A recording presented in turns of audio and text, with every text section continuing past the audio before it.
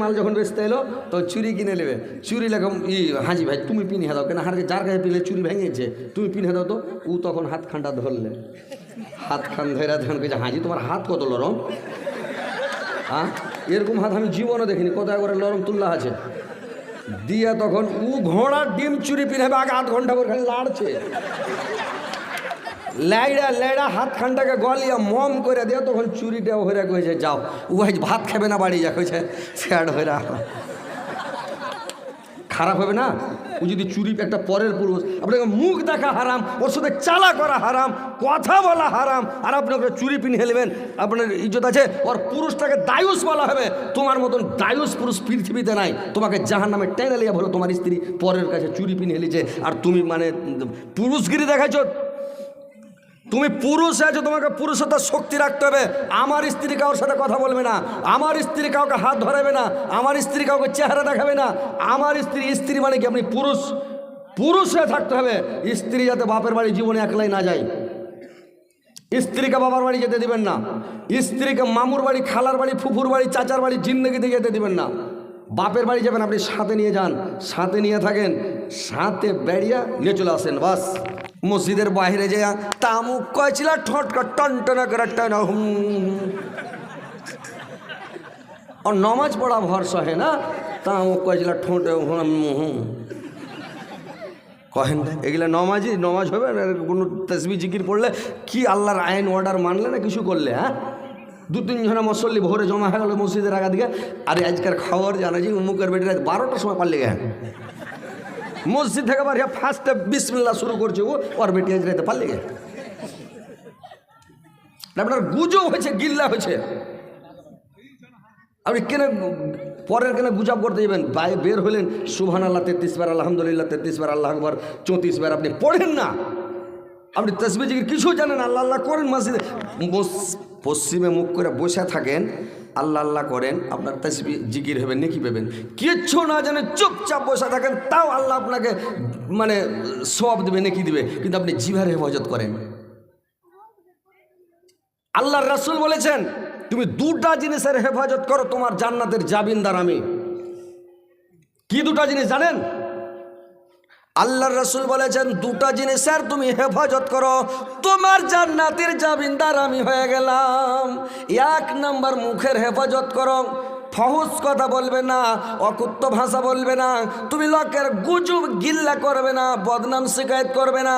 তুমি গুজব থেকে বেঁচে থাকো, গিল্লা থেকে বেঁচে থাকো, পরনিন্দা থেকে বেঁচে থাকো। মুখের হেফাজত করো, বেশি কথা বলো না, বেশি কথা বলতে হবে না, মুখের হেফাজত করো। আল্লাহর রাসূল বললেন তুমি মুখের 1 নম্বরে হেফাজত করো, 2 নম্বরে লজ্জাস্থানের হেফাজত করো। তুমি খালি জেনাতে লিপ্ত হয় না, জেনা থেকে বেঁচে থাকো, তোমার জান্নাতের জামিনদার আমি হয়ে গেলাম। তোমাকে কি করে জান্নাতে নিয়ে যেতে হবে আমি সেটা বুঝবো। তো কথা হচ্ছে ভাই যে 2টা জিনিসের হেফাজত করবেন। 1 নম্বর জেনা করবেন না জীবনে, 1 নম্বর। 2 নম্বর মুখের হেফাজত করবেন, মুখে লোকের শেকায়ত বদনাম গুজব গিল্লা করবেন না, মুখের হেফাজত করেন, ইনশাল্লাহ আপনি জান্নাতে যাবেন, আল্লাহ দিবে জান্নাত আপনাকে। আর মসজিদ থেকে বের হয়ে শুরু করলেন, আপনি তাসবিহ পড়েন। আল্লাহর রাসূল বললেন জান্নাত তোমার জন্য দোয়া করবে, জাহান্নাম তোমার জন্য দোয়া করবে। তারপরে তুমি করো কি? আউযু বিল্লাহি মিনাশ শাইতানির রাজিম, বিসমিল্লাহির রহমানির রহিম পড়লেন। আর পড়ে লওয়ার পরে কিলে চলে এসেছেন, পড়ে লওয়ার পরে রে ভাই আপনারা কে হাসছেন?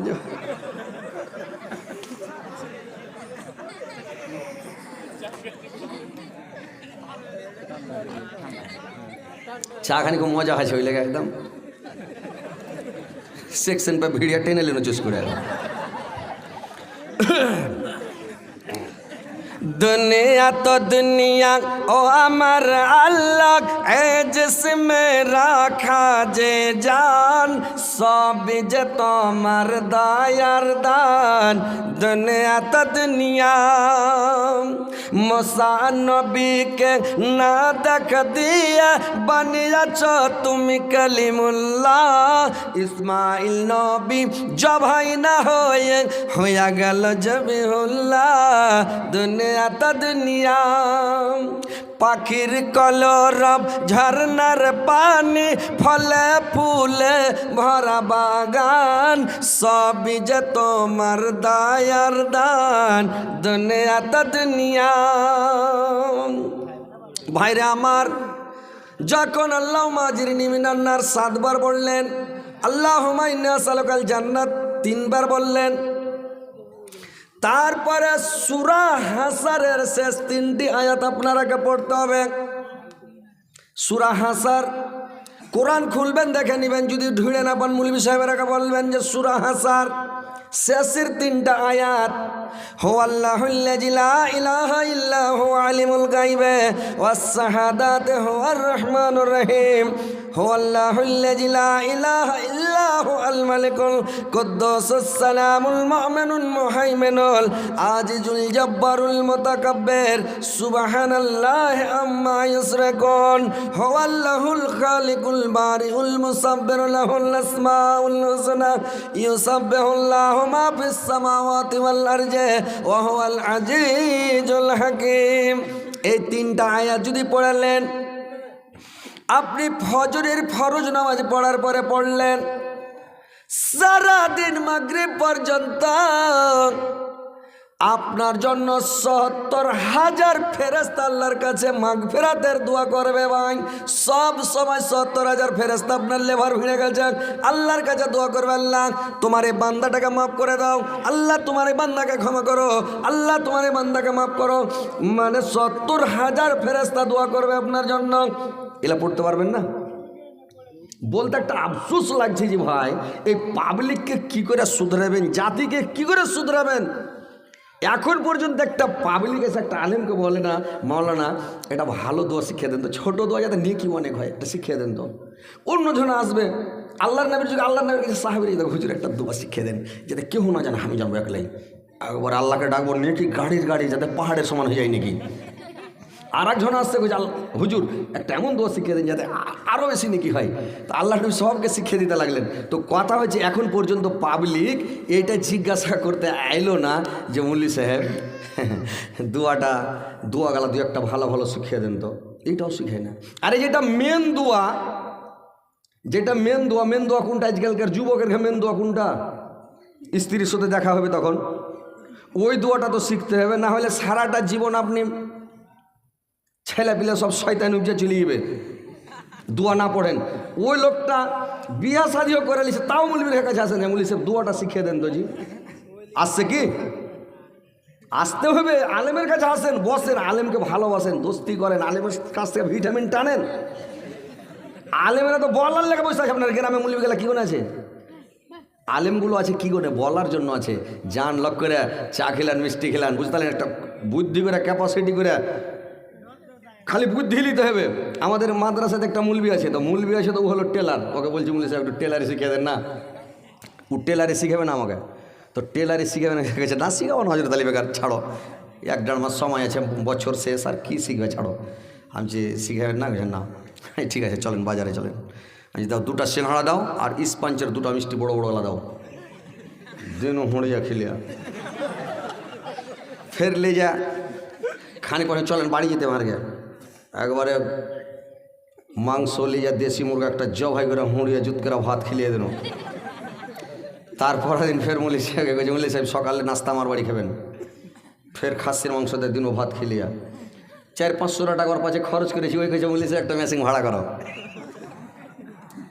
আমাকে বলছে একটা মেশিন ভাড়া করে লেছো। একটা মেশিন ভাড়া করে নিয়ে আসলাম।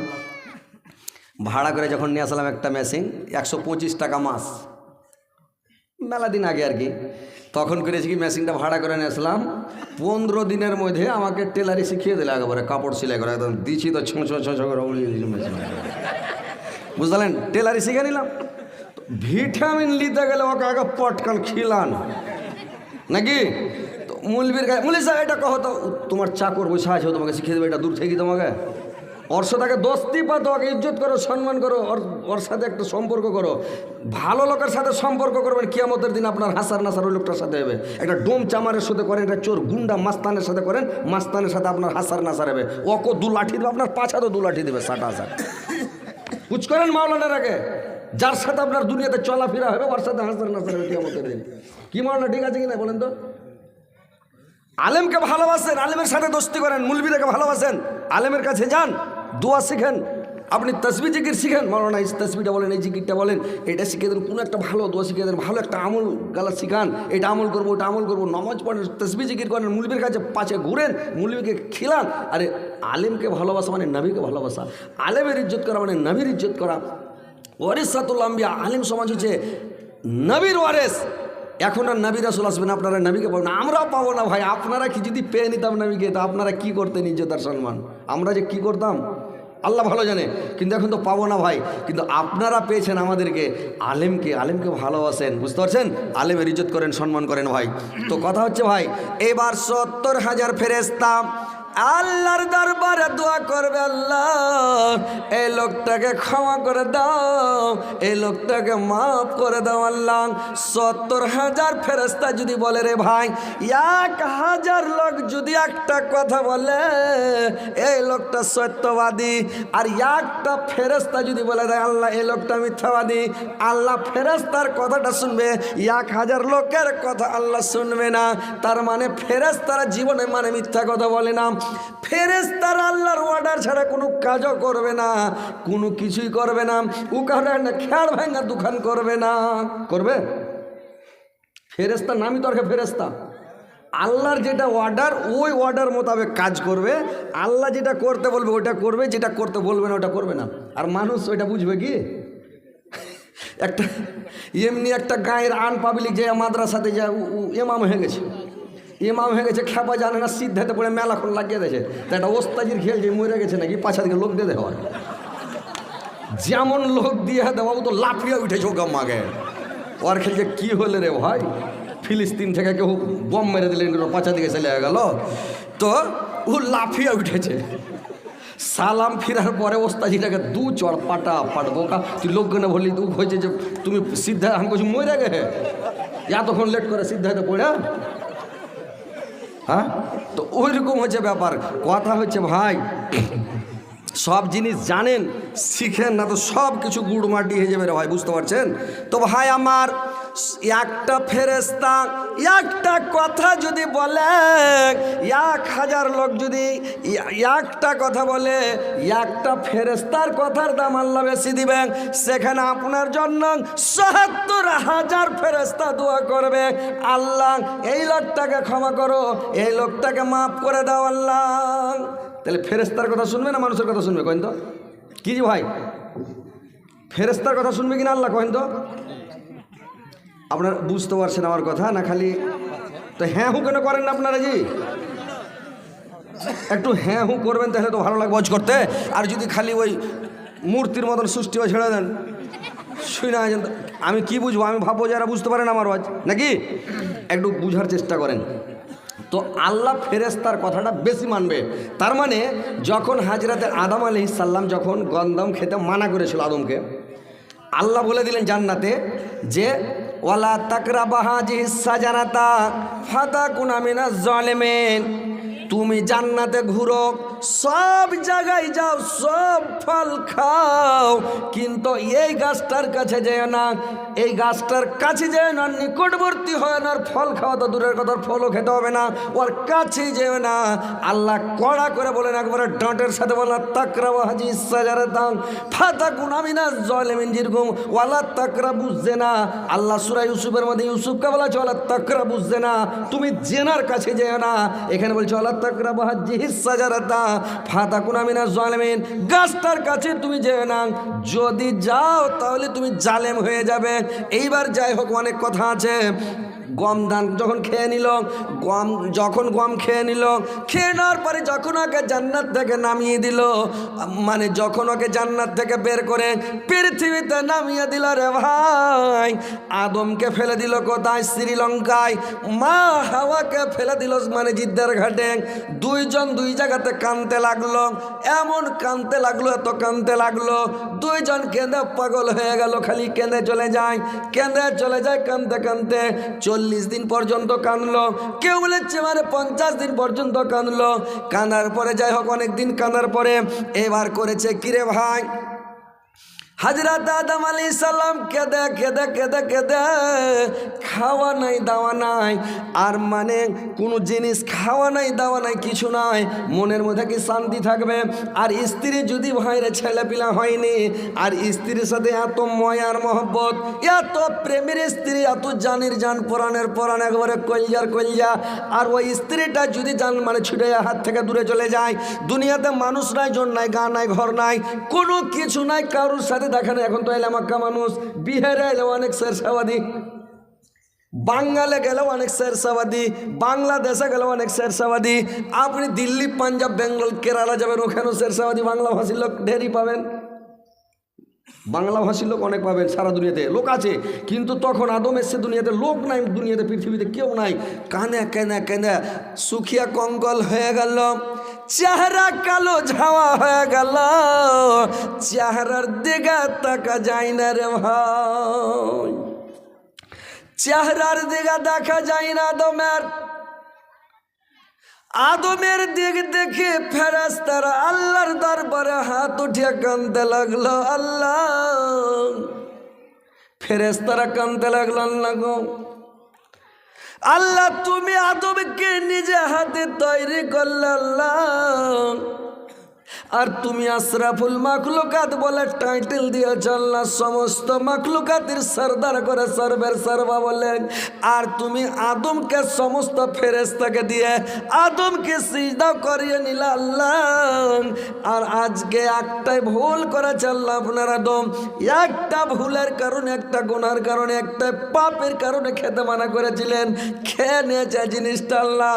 তো একটা ভুলের কারণে এত সাজা দিয়েছেন আল্লাহ, যে লোকটা কেঁদে কেঁদে কালো ঝাওয়া হয়ে গেল, ওর চেহারার দিকে দেখা যায় না, ওর চেহারার দিকে তাকিয়ে থাকা যায় না, কালো ঝাওয়া হয়ে গেছে, একবারে শুকিয়ে কঙ্কল হয়ে গেছে। আল্লাহ তুমি আদমকে ক্ষমা করে দাও, তোমার আদমকে মাফ করে দাও আল্লাহ।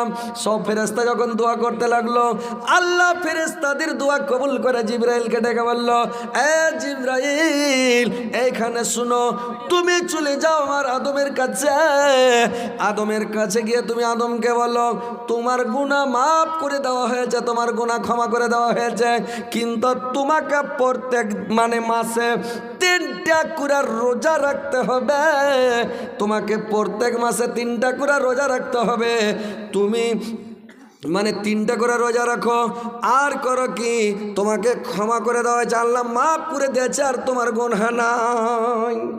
এবার যেমন হযরতে আদম আলাইহিস সালামের কাছে জিবরাইল গেলেন, বলে দিলেন এই ব্যাপার, আপনাকে ক্ষমা করে দেওয়া হয়েছে, আপনি আর চিন্তা করবেন না, আল্লাহ মাফ করে দিয়েছেন। এবার আদমের কান্না বন্ধ হলো। এবার হাওয়াকে আর আদমকে এক জায়গাতে করে দেওয়া হলো, দুইজন এক জায়গাতে মানে জমা হয়ে গেল। এবার ঘর সংসার করে এইবার করতে লাগলো কি, দেশকে আবাদ করতে লাগলো, দেশটাকে আবাদ করে খেতে লাগলো, থাকতে লাগলো। তো আল্লাহর রাসূল বলেছেন, ওই আদম প্রত্যেক মাসে 3টা করে রোজা রাখতো, বছরে 3 বার 36টা রোজা ফরজ ছিল। আমাদের উম্মতে মুহাম্মাদির ওপরে 1 মাস 29 কিংবা 30টা রোজা আমাদের ওপরে ফরজ। আল্লাহর রাসূল বলেছেন, কোনো মানুষ যদি প্রত্যেক মাসে 3টা করে নফল রোজা রাখে, তাহলে ওই লোকটার কাছ থেকে জাহান্নামটাকে কত দূরে রাখবে ভাই জানেন? শুনেছেন কোনোদিন জাহান্নামকে কত দূরে রাখবে ওই লোকটার কাছ থেকে? ওই লোকটার কাছ থেকে আল্লাহ জাহান্নামটাকে কত দূরে রাখবে, জাহান্নামের কাছ থেকে লোকটাকে কত দূরে সরিয়ে রাখবে জানেন? একটা কাউয়া কতদিন বাঁচে? কাউয়া কহেন না কাক কহেন আপনারা? কাউয়া কহেন, কাক কহেন, মানে কেউ কাক কাইয়া, ওরে বাবরে একবারে ঢ্যাঁড় বাংলা শেরশাবাদী ভাষাতে কাইয়া কয়েছে ওকে কেউ। তো কাইয়া, তো ওই কাউয়া কেউ বলেছে বাঁচে 700 বছর, কেউ বলেছে 1000 বছর। একটা কাউয়া বাঁচে 700 বছর, কেউ বলেছে না একটা কাউয়া বাঁচে 1000 বছর। তাহলে একটা কাউয়া ডিম থেকে বাড়িয়ে যদি উড়তে লাগে, উড়তে উড়তে উড়তে উড়তে দিন মানে কত দূর উড়ে যাবে কহেন তো? আমার বাড়ি আপনার এখান থেকে 150 কিলোমিটার, আমার বাড়িটা 150 কিলোমিটার আপনার এখান থেকে, কোলাসি থেকে। তো একদিন মানে লাগবে না, উড়ে চলে যাবে, একবেলাতে চলে যাবে, উড়ে একবেলা উড়ে চলে যাবে। তাইলে দিন ম্যান যাবে, গোটা রাত যাবে, 24 ঘন্টা উড়বে, উড়তে উড়তে 700 বছর, কম করে ধরেন 1000টা বাদ দিয়ে দেন, 700 বছর যদি উড়ে যায় কত দূরে যাবে? যেতে যেতে চলিয়ে যাবে। ও মানে ওই রাশিয়া আছে পৃথিবীর শেষ পরে আর দেশ নাই, রাশিয়া পশ্চিম দিকে। তো রাশিয়া পার হয়ে রাশিয়া 14 রাশিয়া পাশে চলে যাবে ও, নাকি পৃথিবী থেকে ও কত দূর যাবে আল্লাহ জানে। তো অত দূরে জাহান্নামটাকে রাখবে ওই লোকটার কাছ থেকে। 3টা রোজা যদি প্রত্যেক মাসে নফল রোজা রাখেন, এই রোজাটার ফজিলত কত, রাখবেন তো ইনশাআল্লাহ। আপনি জাহান্নামে যাবেন না, আল্লাহ আপনাকে জাহান্নামে দিবে না, মানে আপনার কাছ থেকে জাহান্নামটাকে অত দূরে রাখবে, আপনি দেখতে পাবেন না জাহান্নামকে যে কত দূর আছে, কি আছে না আছে। তো এত দূরে আল্লাহ আপনাকে হেফাজতে রাখবে, আপনি জান্নাতে যাবেন। তাহলে প্রত্যেক মাসে ভাই 3টা করে রোজা, নফল রোজা আপনাকে রাখতে হবে। পারবেন রাখতে? তো বলেন যে ইনশাআল্লাহ রাখবো, বলেন, হাত উঠান না যে ভাই ইনশাআল্লাহ।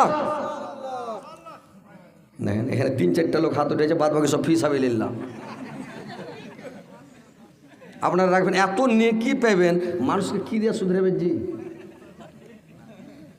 এরা কইছে জাহান্নামের কিছু মজা গেলা লিবো, লিয়ে তখন জান্নাতে যাবো, মানে এটাই, মানে এরা এটাই বুঝতে চাইছে যে একটু জাহান্নামে ফের কেমন আছে না আছে দেখে লিব, দেখেলে তখন জান্নাতে যাবো, মানে এইটা বুঝছো পাবলিক মনে হয়।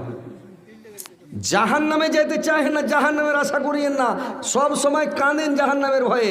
পাহাড়কে আল্লাহ বলেছে যদি মানুষকে দিয়ে জাহান্নাম না ভরে, জাহান্নামের পেট, তো পাহাড়কে দিব। তখন পাহাড়কে যে দিবে আল্লাহ, জাহান্নামের ভয়ে পাহাড় কাঁদছে। পাহাড়ে ঝর্ণা বহে না, পাহাড় কাঁদছে, ঝর্ণা লা, ওটা চোখের পানি বার কাঁদছে, ও পানি বাড়েছে। তো পাহাড় কাঁদছে জাহান্নামের ভয়ে। আরে মানুষের দিল কত শক্ত, মানুষের দিল লড়বে না, এত শক্ত দিল। আল্লাহর রাসূলকে বলছেন পৃথিবীতে সবচাইতে শক্ত কোন জিনিস? আল্লাহর রাসূল বললেন পৃথিবীতে, মানে পৃথিবীতে। এরা বলল, সাহাবীরা বললেন যে পৃথিবীতে মানে শক্ত, সবচাইতে শক্তিশালী কোন জিনিস? পৃথিবীর মানুষ বলল, পৃথিবীর মানুষেরা সবাই বলল যে পৃথিবীতে সবচাইতে শক্ত জিনিস হচ্ছে কি, মানে আগুন। আগুন যদি লাগা যায় সারা দুনিয়াকে জ্বালিয়ে দিবেন। আল্লাহর রাসূল বললেন আগুন থেকেও শক্তিশালী জিনিস আছে। বললে কি জিনিস? বললে আগুন থেকে শক্তিশালী জিনিস হলো পানি। পানি যদি ঢেলা দেওয়া যায় তো আগুনকে নিমে ঠান্ডা বরফ করে দিবে। বলে তাহলে শক্তিশালী হয়ে গেল পানি। বললে পানি থেকেও শক্তিশালী জিনিস আছে। বললে কি জিনিস শক্তিশালী আছে? বললে পানি থেকে শক্তিশালী হলো বাতাস। যদি ঝড় উঠে যায় সমুদ্রের পানিকে ছেঁচড়ে ডাঙ্গাতে উঠিয়ে দিবে। বাতাস বলে উঠিয়ে দিলে বড়কা বড়কা গরুর সমান সমান ঢেউ উঠে, গাছের সমান সমান উঁচা উঁচা ঢেউ উঠে, আর ঢেউ উঠে পানিকে ডাঙ্গাতে উঠিয়ে মাছ টাছ সব ডাঙ্গাতে ফেলে দিলে নিয়ে যায়। কি দেখেছেন? লদ্দির কানাকাচার বোম্বাই টম্বাই গেছেন, গুজরাট, মানে যেগুলাতে রাজস্থানে যেগুলাতে বড় বড় সমুদ্র আছে, দেখেছেন যে কীরকম ঢেউ উঠে। গরু হাঁটছে দেখালে পানির উপরে গরু দৌড়াইছে, মানে এরকম ঢেউ উঠছে বড় বড়। বললে মানে বাতাস শক্তিশালী। বললে সাহাবীরা বললেন ইয়া রাসূলুল্লাহ বাতাস থেকে কি কোনো জিনিস শক্তিশালী আছে? বললে বাতাস থেকে শক্তিশালী হলো পাহাড়। পাহাড় এত শক্তিশালী যতই ঝড় বহুক, পাহাড় হেঁকড়া হয়ে খাড়িয়া ঝড় কিছু করতে পারবে না। এত ঝড় হয়েছে পাহাড়কে উল্টেতে পেরেছে। জীবনে কোনোদিন শুনেছেন একটা পাহাড় উল্টে পড়ে গেছে ঝড়ে? শুনেছেন? যদি পাহাড় 850 ফিট উঁচা, জুদি পাহাড়, এই যেটা ফিলিস্তিনের মধ্যে আছে, এই ইরাকের মধ্যে আছে জুদি পাহাড়, তো এত উঁচা পাহাড়, শুনে পাহাড়টা উল্টে পড়ে গেছে। হিমালয় পাহাড় কত উঁচা, আমাদের বাড়ি থেকে হিমালয় দেখা যায়। হিমালয় পাহাড় এত বড় পাহাড়। তো হিমালয় পাহাড়টা যে এত বড়, তো হিমালয় পাহাড় কোনোদিন উল্টে পড়েছে? শুনেছেন যে পাহাড়টা উল্টে পড়ে গেছে? পাহাড় বাতাসে পাহাড়ের কিছু করতে পারবে না, এত শক্ত পাহাড়। বলে পাহাড় থেকে কি আর কিছু শক্ত আছে? বললে পাহাড় থেকেও শক্ত জিনিস আছে। বললে কি আছে? বললে পাহাড় থেকে শক্তিশালী হলো মানুষের দিল। পাহাড় জাহান্নামের ভয়ে কাঁদছে, কিন্তু মানুষের দিল কত শক্ত যে কেউ তো সারা দিন কাঁদে না, কেউ সারা মাস কাঁদে না, সারা বছর কাঁদে না। কত মানুষ আছে পৃথিবীতে সারাটা জীবন জাহান্নামের ভয়ে কাঁদেনি। জাহান্নামের ভয়ে যদি একবার কাঁদেন, চোখের পানি যদি আপনার দু ফোঁটা দু চোখ দিয়ে বেরিয়ে যায়, জাহান্নামের আগুন আপনার জন্য হারাম হয়ে যাবে। আপনার বডি জাহান্নামে জ্বলবে না ভাই, কিন্তু জাহান্নামের ভয়ে কাঁদতে হবে। আর আপনারা জাহান্নামের ভয়ে জাহান্নামের ভয় করছেন না, বলছি বলেন ইনশাল্লাহ আমরা রোজা রাখবো, জাহান্নাম থেকে বেঁচে থাকবো। জাহান্নামে 1 বছর মানে 1 বছর আগুনকে জাল দিয়ে দিয়ে আগুনটাকে লাল করে দেওয়া হয়েছে, সাদা আগুনকে। তারপরে আর 1 বছর জাল দিয়ে হলুদ করে দেওয়া হয়েছে, আর 1 বছর জাল দিয়া 3000 বছর জাল দিয়া, আর 1000 বছর জাল দিয়া, মানে আন্ধার ঘুটঘুটা আন্ধার কুচকুচা পুরা মোবিলার মতন আগুন হয়ে গেছে, এত চোখা এত তেজ, আন্ধার ঘুটঘুটা আগুন হয়ে গেছে।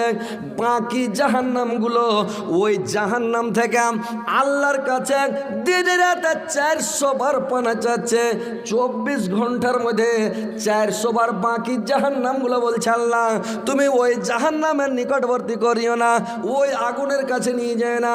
লাল আগুন, সাদা আগুন, হলুদ আগুন যদি কালো আগুনের কাছে যায়, ওরাকে গপ গপ করে গিলে নিবে, ওই আগুনের কোনো টেম্পার থাকবে না। কালো আগুন খালি চুবিড়া যদি একটা মানুষকে উঠিয়া, এই ধলো আগুন কারেন্টের আগুন সাদা যখন ঝাল করে তখন চার চার চার চার করে, তো চোখ তারা ছিটা দেখতে পায় না, হয় না? কি হয় না যে ভাই, দেখা যায় না? তো কত চোখ আগুন। তো ওই আন্ধার ঘুটঘুট আগুন থেকে যদি চোখ হাত তেজ আগুনে, ওই ঝালের আগুনে যদি আপনাকে ওয়েল্ডিংয়ের আগুনে যদি শুতিয়ে দেয়, তো মানুষটা আরামে ঘুমিয়ে যাবে, আরামে নিন চলে যাবে। সুবহান আল্লাহ, একবার জোরসে বলেন সুবহান আল্লাহ। তাহলে এত তেজ আগুন, বাকি জাহান্নাম গেলা 400 বার দিনে পানা চাইছে, দিনে রাতে 24 ঘন্টার মধ্যে, আল্লাহ তুমি জাহান্নাম থেকে বাঁচাইও। আর মানুষের দেল কত শক্ত, একবার ভয়ে ক্যাঁপা উঠে না, কাঁদা উঠে না, একবার বলে না যে ইনশাল্লাহ আল্লাহ জাহান্নামে দিও না, জাহান্নাম থেকে দূরে রাখিও, ইনশাল্লাহ মাসে 3টা করে রোজা রাখো, নফল রোজা রাখতে পারবেন না?